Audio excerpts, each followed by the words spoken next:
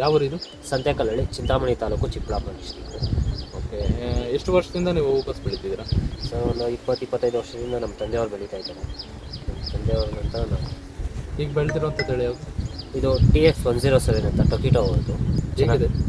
ಚೆನ್ನಾಗಿ ಬಂದಿದೆ.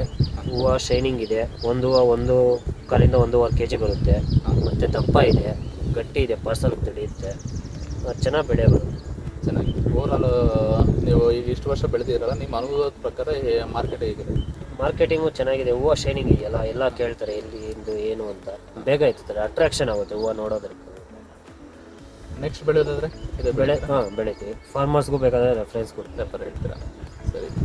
ಓವರಾಲ್ ಆಗಿ ನಿಮಗೆ ಹೂಕೋಸಲ್ಲಿ ನೀವೇನೇನು ನೋಡ್ತೀರಾ ಹೇಳಿ?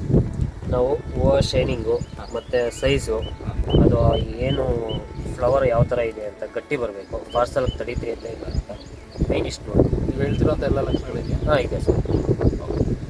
Thank you sir.